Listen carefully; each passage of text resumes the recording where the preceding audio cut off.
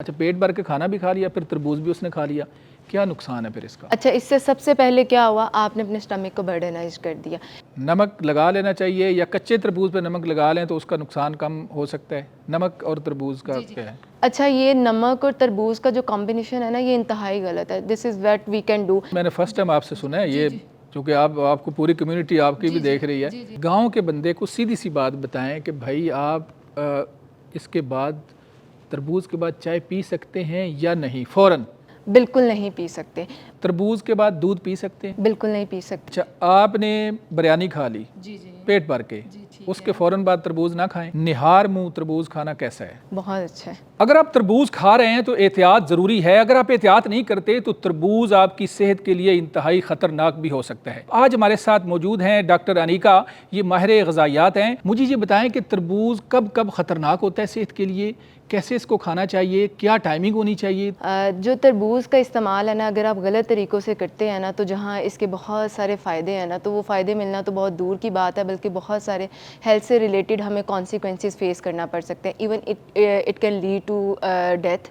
जैसा कि वो डेथ स्टार्ट हो जाती है अगर आपको फूड पॉइजनिंग हो रही है, आपका स्टमक सेंसिटिव है, स्टमक से रिलेटेड या गैस्ट्रोइंटेस्टाइनल से ट्रैक से रिलेटेड आपके इश्यूज शुरू हो जाते हैं, जिसमें फ्लैचुलेंस भी आ जाती है, ब्लॉटिंग भी आ जाती है, फूड पॉइजनिंग भी आ जाती है। मतलब ये सारे इश्यूज आपको फेस करना पड़ सकते हैं अगर आप तरबूज का इस्तेमाल, जिसको हम वाटरमेलन भी कहते हैं, वो गलत तरीके से करें। अच्छा, गलत तरीके से तरबूज का इस्तेमाल करेंगे तो आपने लफ्ज़ बोला कि डेथ भी हो सकती है।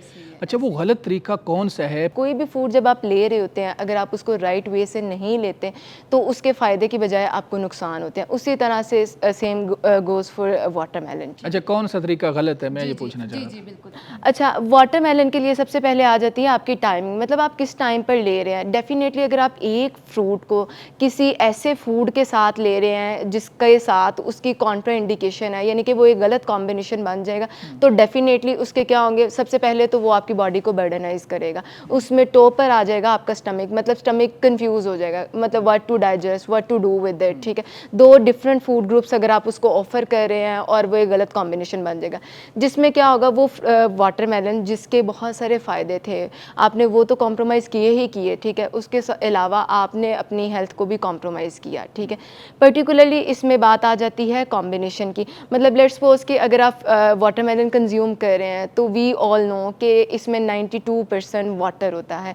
तो अगर हम कोई एक ऐसे फूड ले रहे हैं जिसमें इतनी बल्क क्वांटिटी में वाटर है, तो उसके साथ अगर हम कॉम्बिनेशन में खाना ले रहे हैं, यानी अपना मेन मील ले रहे हैं, it can be breakfast, lunch और डिनर, तो वो क्या करेगा, हमारे स्टमक को बर्डनाइज करेगा। Resultantly we will face bloating, flatulence, gas और फूड पॉइजनिंग। ठीक है, so we need to eat watermelon in between two food. मतलब जो हमारे मील टाइम्स होते हैं ना, जैसे ब्रेकफास्ट और लंच, अगर हम इसके दरमियान में लें तो इट्स अ राइट टाइम। अगर हम लंच और डिनर के दरमियान में लें, इट्स अ राइट टाइम।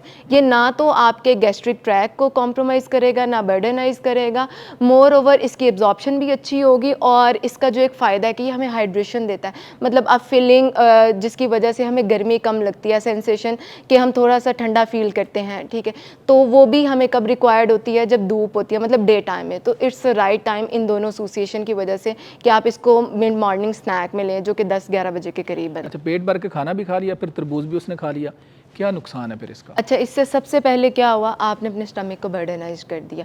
ख़ास तौर पे वो लोग जिनका स्टमक सेंसिटिव है, मतलब they have a issue of blotting, flatulence या फूड पॉइजनिंग, एसिडिटी, इस तरह की कंप्लेंट्स है, तो ऐसे लोगों को क्या होगा, the moment they will eat watermelon, तो उनके ये इश्यूज ट्रिगर हो जाएंगे, और माइट भी जो इंटेंसिटी हो इन इश्यूज़ की वो ज़्यादा वर्स्ट हो एज़ कम्पेयर टू बिफोर। ठीक है, क्योंकि आपका पेट पहले से ही भरा हुआ था, your body don't need anything at that moment. ठीक है, आपने उसको क्या किया, एक ऐसी चीज़ ऑफर कर दी जो कि रिच इन वाटर है। ठीक है, उससे क्या होगा, आपको ब्लॉटिंग होना शुरू हो जाएगी। फिर ऐसे लोग क्या होते हैं, ब्लॉटिंग होती है, ब्लॉटिंग की वजह से हालांकि देयर इज़ अ नीड कि आप वॉक करें, कुछ थोड़ा सा मूवमेंट करें, आप मज़ीद रेस्टिंग फ़ेज़ में आ जाते हैं। जब आप रेस्टिंग फ़ेज़ में आ जाते हैं, उससे क्या होता है, आपको फूड पॉइजनिंग हो जाती है, और जब फूड पॉइजनिंग होती है, it can lead to cholera, हैज़ा की तरफ भी ये आपको ले जाती है। तो ये इसके वर्स्ट सिनेरियोज़ हैं। फिर जब आपको हैज़ा हो जाता है, हैज़ा में क्या होता है, मतलब आपको वॉमिटिंग हो रही है, डायरिया हो रहा है, नोजिया हो रहा है, इससे क्या होता है आपकी बॉडी से जो वाटर है वो निकल जाता है, आप डिहाइड्रेटेड हो जाते हैं, और डिहाइड्रेशन एक लीडिंग कॉज है डेथ का। देहात में ख़ास तौर पे कहा जाता है जी, आप जब कोल्ड ड्रिंक्स पीते हैं, बोतल पीते हैं, तो आपको डिकार आते हैं। डिकार का मतलब आपकी चीज़ डाइजेस्ट, हाँ जी, वो कहते हैं जी हज़म। हाँ, अच्छा, अब ये इशू हुआ, उन्होंने बोतल भी पी ली, पहले खाना खा लिया पेट भर के, फिर ये कर लिया, फिर बोतल भी पी ली, तो ये कितनी खतरनाक है। जहाँ एक बंदा जिसने सिर्फ अभी ओवर ईटिंग की at the time of dinner और उसके बाद उसने वाटरमेलन कंज्यूम कर लिया, अगर वो 2 दिन सर्वाइव कर रहा है, तो जब आपने ऊपर कोल्ड ड्रिंक भी ले ली, मतलब अपनी तरह से जितनी रेमेडीज़ आपको याद आई, आपने कभी कभी सुनी किसी बड़े से, किसी चैनल पे या किसी भी सोर्स से सुनी, आपने वो सब फॉलो कर ली। आपने फिर क्या किया, अपने स्टमक को एक दफ़ा से फिर बर्डनाइज किया, मतलब आपने 3 दफ़ा स्टमक को ये कहा कि आपके वो जो वर्स्ट वाले सिनेरियोज है ना, यू कैन रिपीट। तरबूज के बाद चाय पी सकते हैं? अच्छा, जो तरबूज है ना, इसमें होता है वाटर बड़ी अच्छी अमाउंट में, ठीक है। जब भी आप कोई ऐसी चीज़ लेते हैं ना, उससे क्या होता है कि आपकी बॉडी में यूरिनेशन का जो प्रोसेस है ना, वो फास्ट हो जाता है। जो चाय है वो उसकी जो नेचर है वो ये है कि वो डायूरेटिक है। डायूरेटिक इज़ समथिंग जिसकी वजह से यूरिन एक्सेसिव अमाउंट में आता है।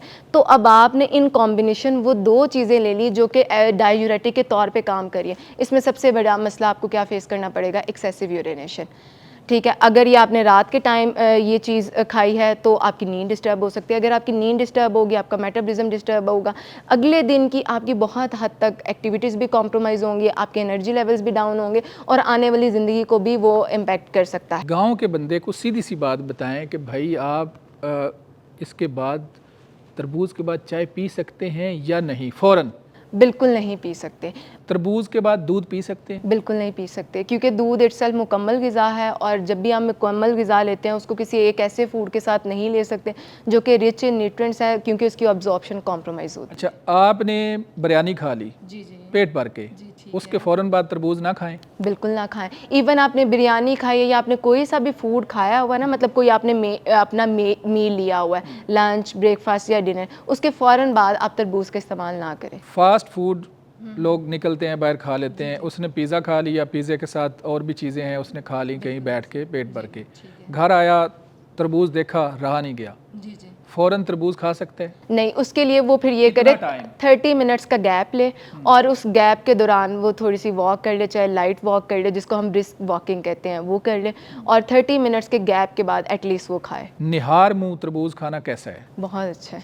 तो बेहतरीन टाइम फिर निहार मुँह है? निहार मुँह है या वो टाइम है जो आपके 2 खानों के दरमियान का टाइम है, जिस टाइम पे आपका पेट ना तो पूरी तरह से भरा हुआ है ना तो खाली है। कच्चा तरबूज है, अगर वो निकल आया है, आपने वो टक्की नहीं लगवाई, आप लेके आ गए, कच्चा निकला, अब कहता है यार 500-600 का तरबूज है, अब ज़ाया ना हो जाए, तो वो चाहते ना चाहते आपने ठोंस दिया अंदर। बिल्कुल ऐसे किया। ये ठीक है खाना? नहीं, ये बिल्कुल नहीं ठीक। अगर मैं बात करूं कि इसका कोई, आप ये कह लें कि इसमें कोई डिजीज़ है, कोई जर्म है, कोई इशू है, तो वैसे इसमें कुछ नहीं है। सिर्फ ये आपकी हेल्थ को, यानी ख़ास तौर पे आपकी गैस्ट्रिक हेल्थ को बर्डनाइज करेगा। नमक लगा लेना चाहिए या कच्चे तरबूज पे नमक लगा लें तो उसका नुकसान कम हो सकता है? नमक और तरबूज का क्या है? अच्छा, ये नमक और तरबूज का जो कॉम्बिनेशन है ना, ये इंतहाई गलत है। This is what we can do. मैंने फर्स्ट टाइम आपसे सुना है ये, क्योंकि आपको पूरी कम्युनिटी आपकी भी देख रही है। देखें ना, एक वो प्रैक्टिस जो कि हम कर रहे होते हैं और एक जो रियलिटी होती है, इन दोनों चीज़ों को हमें कंसिडर करना चाहिए। बट आई कैन डेफिनेटली से कि वो ये चीज़ गलत कर रहे हैं। हाउ? क्योंकि जो नमक है इट्स अ सोडियम, तो सोडियम की जो रिक्वायरमेंट होती है वो ज़रूरत ही नहीं होती कि आप एडिशनली चीज़ों पर स्प्रिंकल करके खाएँ। बच्चे जो हैं ये कितनी मिकदार में खा सकते हैं तरबूज, जो ठोस ग़िज़ा खाने वाले बच्चे हैं?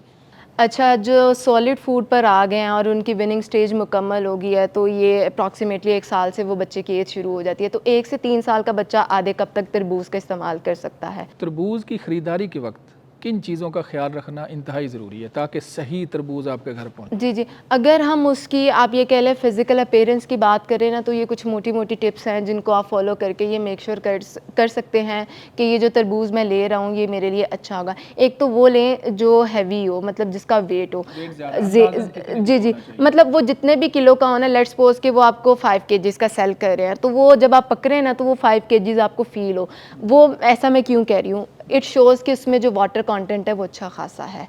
ठीक हो गया। अच्छा, एक तो ये चीज़ आपने देखनी है, दूसरी आपने ये चीज़ देखनी है, जब आप उसको यूँ पंच करें तो उसमें से ना ऐसी आवाज़ है जैसे किसी खोखली चीज़ में से आवाज़ आती है। तरबूज जो है इसको इंजेक्शन लगा के इसको पकाया जाता है, इस पे बड़ी बहसें हुई, बड़े इसके नताइज भी निकले, बड़ा कुछ हुआ। आप क्या कहती हैं कि इंजेक्शन तरबूज को लग सकता है पकाने के लिए या नहीं, इसमें क्या हकीकत है? हर तरबूज को नहीं लगा हुआ होता, उसके लिए आप इसको सिंपली चेक कर सकते हैं। लेट्स सपोज आपके पास तरबूज आया, जब आपने इसको काटा उस पर टिश्यू पेपर को टैप करें। अगर तो टिश्यू पेपर वाइट कलर के टिश्यू पेपर को उसका कलर चेंज हो रहा है, उसमें भी वो रेडिश आ रहा है, तो इट मीन्स कि इसको इंजेक्शन लगा हुआ है, क्योंकि जो नेचुरल कलर होता है वो कभी भी इस तरह से उतर के दूसरी चीज़ पर यदि आप मुकम्मल इनकार नहीं कर रही कि तरबूज को इंजेक्शन नहीं लगता, यानी आप कहती हैं लग सकता है और लगता भी है, लगता भी है, तो आपके पास क्या सबूत है? इसीलिए तो ये कहा जाता डॉक्टर साहब इधर रुकना पड़ेगा, क्या सबूत आप कह रही लग सकता है? जी जी मतलब इसका सबूत किस सेंस में आप पूछना चाह रहे हैं? एज अ देखिए एक चीज़ है कि मैंने प्रैक्टिकली की, मैं आपको चैलेंज नहीं कर रहा, बट मैंने खुद लगा के देखा, मैंने कहा भाई नहीं, फिर आपने कहा कि वो ट्रिक आपको नहीं आता चूंकि आप तो एक साफ़ी बन के लगाया ना। अच्छा ओके, ये बात मैं समझ गया। तो ये मतलब किस तरह साबित हम करेंगे? अच्छा, इसको साबित आप इस तरह से कि जब आप इसको क्रॉस चेक करते हैं तो अगर आपको 2 तरबूज में नहीं ये चीज़ मिल रही, 4 में नहीं मिल रही, 10 में नहीं मिल रही, किसी 11वें में मिलेगी, तो इट्स अ प्रूफ। डॉक्टर साहब बहुत शुक्रिया, आपने कीमती टाइम दिया। नाजरीन, आपने डॉक्टर अनीका की गुफ्तगू सुनी। आपको यकीनन इस वीडियो से फ़ायदा हुआ होगा कि तरबूज कब कब आपके लिए ख़तरनाक हो सकता है और फ़ायदे क्या हैं। अपने मेज़बान मनाज़र अली को इजाज़त दें, दोबारा मिलेंगे। अल्लाह हाफ़िज़।